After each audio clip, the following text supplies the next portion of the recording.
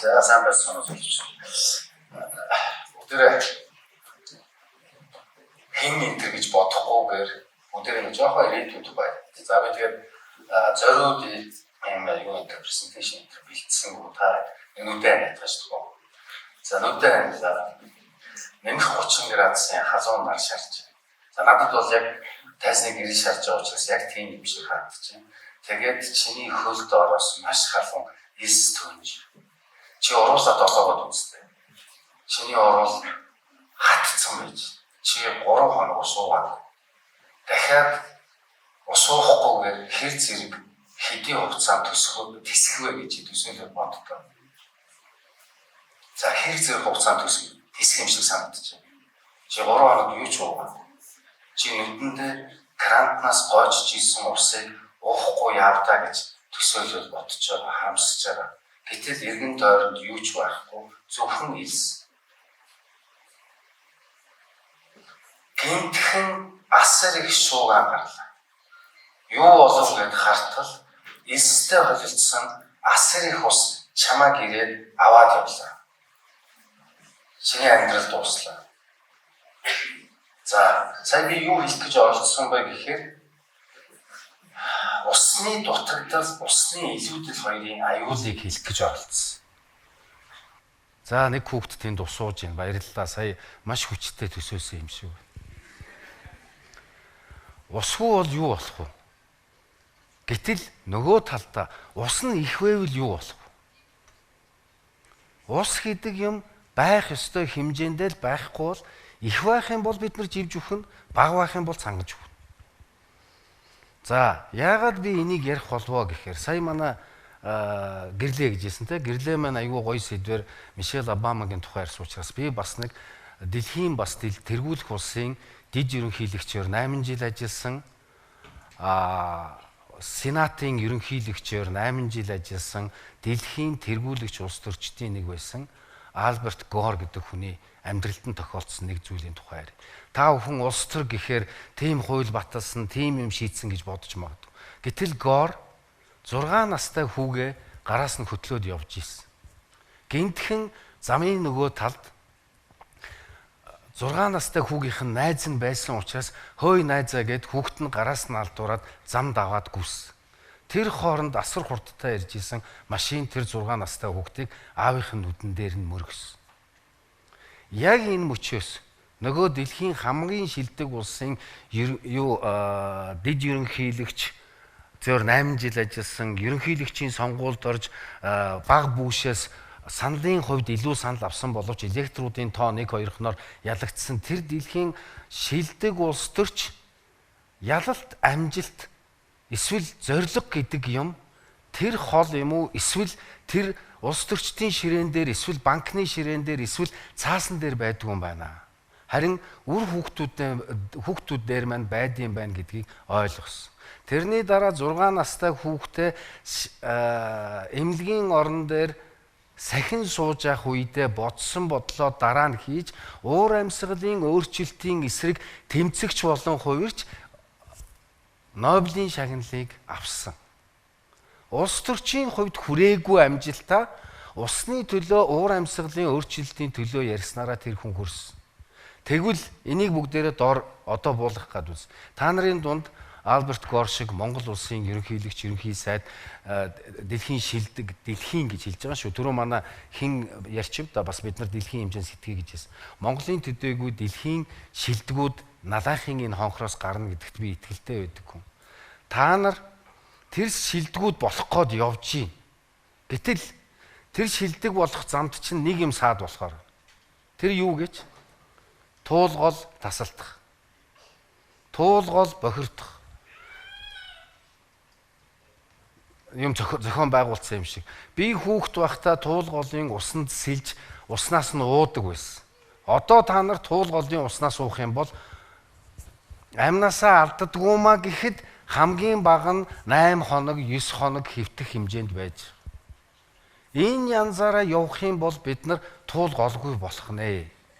Би бол туулголыг аль хэдийн алдсан гэж хэлэх гэж байгаа хүн. Харахад ус байгаа боловч ууж болохгүй усыг ус гэж хэлэх юм уу? Би хувь хүнийхээ хувьд 25 жил ус гэж юу юм бэ гэдэг үгний хариултыг хайж явна. Одоо хүртэл би олоогүй. Туулгол урсаад л идэг. Гэтэл уснаас нь ууж болохгүй бол тэр гол мөн үү? Сэлб гол урсаад л идэг, хажуудах бутыг нь тайлч аваад уух байтугай туулж явж болохгүй болцсон. Яагаад гэвэл бид нар жорлонд орчоод гидсний савханцар янгаас сэргийлэхийн тулд гараа аваад гэтэл тэр гидсний савханцар ян туулгол дотор, сэлб гол дотор маань явж идэг. Ийм байхад бид нар өөрсдийгөө устаа гэж хэлэх үү? Өчигдөр би орхон голын дэргэд байдаг хөгшөө орхон гэдэг гол дээрээс ирлээ. Хаврын гачиг үе эхлээд гол тасарсан байж. Усгүй болцсон байж. Тэрэн дээр суугаад үнэхээр одоо уйлах, ихтэх, уурлах, багтах тийм л юм болж. Тэгвэл яг тийм ирээдүй бидний хажууд сэлб гол дээр, туул гол дээр байж. Тэгвэл тийм усгүй болохоор нь бид нар усгүй болчихно гэж бодхоос илүү том аюул аль хэдийн бидэнд ирсэн байна. Устаа мөртлөө ууж болдог. 2050 онд Монгол улсад мөнгө цастай уул байхгүй бол. Одоо очиж үзээгүй хүмүүс байвал очиж үзээрэй. Би нэг муухай үг хэлдэв. Би азтай. Яагаад гэвэл 2050 онд би амьд байхгүй. Миний нас тэр хүртэл хүрэхгүй. Тэгвэл та нар азгүй болчих гээд. Яагаад гэвэл мөнх цас хайлаад Монгол улсад экологийн сүрэл гэдэг юм бий болохыг та хэд нүдэрээ харах гад. Энэ нь ганцхан Монгол тохиолж байгаа асуудал биш. Дэлхийн 8 тэрбум гэж өөрсдөө ярьдаг хүн төрлөختөн гэдэг энэ амьд төрөл зүйлд амьд үлдэхүүгүй юу? Үлдэх юм уугүй юу гэдэг юм 50-60 жилээр ноогдож магадгүй болчиход. Гэтэл бид нар усаа яаж? Сая би яагаад элсэн цөл дээр нэмэх 30 градус та хэдийг бодсон бэ гэхээр малчтыг бодоорой. Өвөл огт цас орхоо байж. Урд нь бид нар зуд гэж асар их цас орхоос айдаг байсан бол одоо хар зудны аюул болж ирж байна. Хар зуд гэдэг нь өвлийн ган. Зуд гэдэг нь одоо энд манай найз нөхдөд сууж ин англи хэл дээр орчуулж болдоггүй. Тэгэхээр нь бид нар dry flood гэд нэрлэждэг. Өөрөөр хэлбэл хуурай зуд. Зуд гэж юу вэ гэхээр их хэмжээний цас орж байгаа үерийг хэлж. Тэгээ та бүхэн дөнгөж сая хэрвээ жоохон ч ихсэн ойлгосон бол гинтхэн цангаж үхэх гээд байж итэл гинтхэн үер орж ирээд аваад явчих юм бол энэ хоёрын хооронд ямар том ялгаа байна гэдэг шиг тэр ялгааг энэ дэлхий дахин энэ монголчууд бид нар бүгдээрээ үзчихье. Дөрвөлжин ханны дунд суучаад ханнаасаа усаа авчаад бидэнд асуудал алгаа гэж бодоо сууж яадаг. Гэтэл ханнаас гойжж байгаа ус чинь өдөр их тутам улам бүр багассаар л байна. Улаанбаатар хотод байгаа үйлдвэр аж ахуйн газруудын, зочид буудлуудын, машин угаалгын газрын тоо өдөр болгон нэмэгдсээр л байна. Улаанбаатар хотын ус хизээч нэмэгдэхгүй. Бид яах вэ? Одоо өнөөдөр хүүхдүүдээ би та бүгдээс уучлалт гуйгаад нэг зүйлийг хэлье. Уучлалт гэдэг нь бидний үеийнхэн та нарт ийм муухай хотыг үлдээчих. Ийм аимшигтай туулголыг үлдээчих. Уучлаарай. Өөр надад өршөөл хүсгээс өөр юм алга. Тэгвэл хэн нэгэн үлдээчлээ тэрний буруу гэж ярьж суухан сул энийг яаж өөрчлөх вэ гэдгээ бодъё. Тэгвэл хамгийн түрүүнд нэг тоо. Улаанбаатар хотод 18 мянган худаг байна. Бид 18 мянган худагаас ус ууж байна. Айлын хашаанд байгаа худууд. Гэтэл 680 мянган нүхэн жорлон байна. 18 мянган жорлон худгаа нүхэн жорлонтой харьцуулдаа нэг худгийг тойроод 30-аас 40 жорлон байж. Та нар дайн байлдаантай кино үздэг эсвэл компьютер дээр тоглодог бол нэг хүнийг 40 хүн тойрчих юм бол яасан ч 40 нь ялнаа та. Тэгвэл одоо худгууд жорлонд дийлдэж. Жорлонг яад юм? Бид яаж ашигладаг? Ашигладаггүй. Худгийг яаж ашигладаг? Уудаг. Өөрөөр хэлбэл бид нар амьд байдаг. Гэтэл хэдийгээр жорлон гэдэг бидний өөрсдийн бүтээгдэхүүн. Бид жорлонгүйгээр амьдрах боломжгүй ч гэсэн тэр жорлонгоо зохицуулж чадаагүйгээс болоод өнөөдөр өөрийнхөө уух усыг бохирдуулж. Улаанбаатар хотын хүүхдийн эмнэлэг хүрэлцээтэй байгаа юу? Миний бодлоор эмнэлэг бүрэн хүрэлцээтэй. Яагаад хүрэлцээгүй байгаа юм шиг харагдаад байгаа вэ гэхээр бид нар өвчлөхгүй байх боломжоор хүүхдүүдээ өвчлүүлээд байна. Тэр нь нөхөн жорлонгоос, цэвэрлэх байгууламжаас ус бохирдсноос болоод байгаа. Энийг хүүхдүүдээ та нар Хэрвээ энийг таслан зогсоохгүй юм бол сая миний өмнө ярьсан, одоо миний дараач ярих энэ олон сайхан залуучуудын, энэ олон сайхан хүмүүсийн ярьсан ирээдүйн амжилт, аз, хариуцлага гэх бүх зүйлүүд маань хоосон болж хувирах гээд байна. Яагаад гэвэл амьдрал үргэлжлэхгүй юу гэдэг асуудал бид нар дээр ирчээд байж. Сэлб голыг хамгаалах хэрэгтэй. Яагаад гэвэл сэлб гол татрах юм бол туулгол татран, туулгол татрах юм бол орхон гол татран, орхон гол татрах юм бол сэлэнг мөрөн татран, сэлэнг мөрөн татрах юм бол дэлхийн цэнгэг усны нөөцийн 20%-ийг бүрдүүлдэг байгаль нуур байхгүй бол. Бид тэр Саудын Арабт байж байгаа хүнтэй, хаав байсан Боливт байж байгаа 17 настай залуутай холбоогүй бид нар мэдэхгүй гэж боддог. Гэтэл тэр нөхрийн үйлдэж байгаа нэг үйлдэл энд чиний миний хайж байгаа чихрийн цаас тэр хүний амьдралд нөлөөлж байгаа. Тэр хүний үйлдэл бидний амьдралд нөлөөлж байгаа. Бид бүх амьдралаа сайн сайхан байлгая гэж бодох юм бол байгаль орчиндөө нийцэж амьдрах ёстой. Усандаа амьдрах ёстой. За надад маш бага цаг үлдсэн баг. Би та хэдэд нэг ганцхан санаа хэлээд дуусна. Монгол улсын төрийн сүлд гэж байдаг. Төрийн сүлдний дээдлэлт нь юу вэ? 3 тусал байдаг. Монголчууд Чандман Эрдэнэ гэж нэрлэдэг. За яагаад Чандман Эрдэнэ гэдэг? Янз бүрээр л ус гэж ярихаар монголчууд дандаа 3 гэж ярьдаг. Чандман Эрдэнэ гэдэг үг хизээнээс эхлээ бичигдсэн байна вэ гэхээр хаа байсан өнгөрс 10 дугаар 100 9 дугаар зууны юм дээр ч гэсэн Чандман Эрдэнэ гэдэг тоо байж. Өөрөөр хэлбэл ус гэж ярихаар л дандаа 3-тай холбож ярьдаг. За нэг дуу. Дараагийнх нь 1850-ад оны үед дэлхийн алдарт эрдэмтэн Менделеев уйлэг системийг зохиожээ, бий болгожээ. Тэр уйлэг систем дотор нь байсан ус төрөгч, хүчил төрөгч гэдэг 2 атомын H2O буюу 3 атомоос ус гэдэг юм бүрддэм байна гэдгийг 1850 онд дэлхийн эрдэмтэд тогтоож монголчууд айл хизээний 3 гэдэг тоог ярьдаг байсан.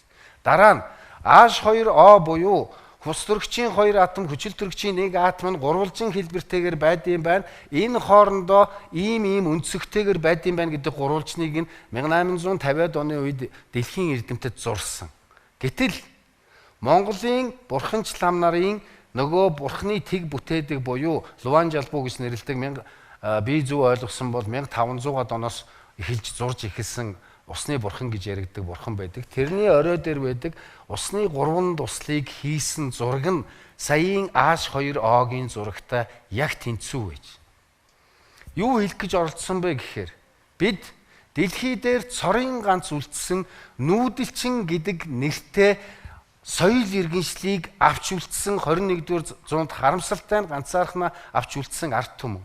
Энэ ард түмэн ус гэдэг зүйл 3-тай холбоотой байд юм байна. 3 тоотой холбоотой байд юм байна. 3 юм нэг нэгнээсээ дуустдаг юм байна. Нэг нэгэнгүүгээр амьдрдаг юм байна гэдгийг ойлгосон ард түмэн байсан. Сорбоны их сургуулийн алдартай эрдэмтэн хуульч хэрвээ монголчууд та нар ус хамгаалах, байгаль орчноо хамгаалах зан заншлаа хэрэгжүүлж чадах юм бол та нарт усны тухай, байгаль орчны тухай хууль огт хэрэггүй гэж хэлж ирсэн. Ийм л ард түмний үр сад. Ийм л агуу их түүхтэй ард түмэн бид нар. Гэтэл одоо бид нар туулголоо авч үлдэхүүгүй юу гэдэг асуудал үлдчихээ сууж. Туулгол байхгүй болохоор нүдэлчин маягаараа сэтгэхэд зүгээрээ орхон гол руу явчих гэж бодож байна.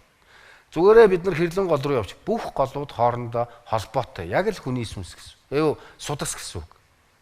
Ийм учраас ус гэж юу вэ гэдгийг хүүхдүүдэд та нар бодооч. Би 20 жил ус гэж юу вэ гэдэг асуултанд хариулт хайж явна. Одоогоор миний тэмдэглэл дээр ус гэдэг асуултанд хариулсан 126 ширхэг тодорхойлолт явж байна. Энэ тодорхойлолт 1000 ч хүрэх бах.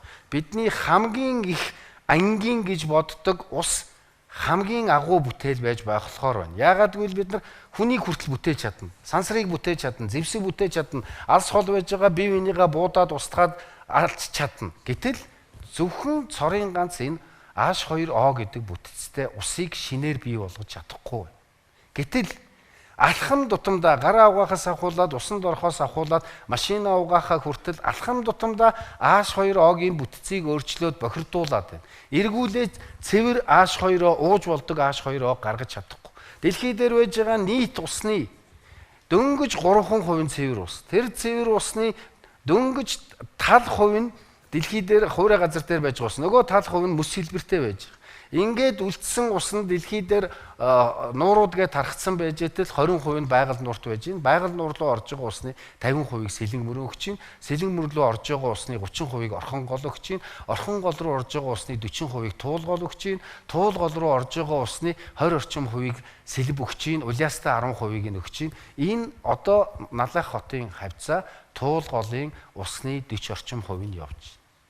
Энэ туул голыг бохирдуулснараа бид нар зөвхөн өөрийгөө Батбаярын хүүхдийг та нарыг хордуулаад зогсохгүй хүн төрлөختнийг хордуулж байна. Тэгвэл биднээс хүн төрлөختөн хамаарч ийн гэж бодоод хүн төрлөختнөө аврах ажилд бүгдээрээ хамт явъя. Өглөө босоод жорлон орохдоо ус уухтаа ус гэж юу вэ гэж асуугаарай. Орой онтаа жорлон орохдоо ус гэж юу вэ гэж асуугаарай. Хүүхдүүдээ юу юм? Ус гэж юу юм? За баярлалаа.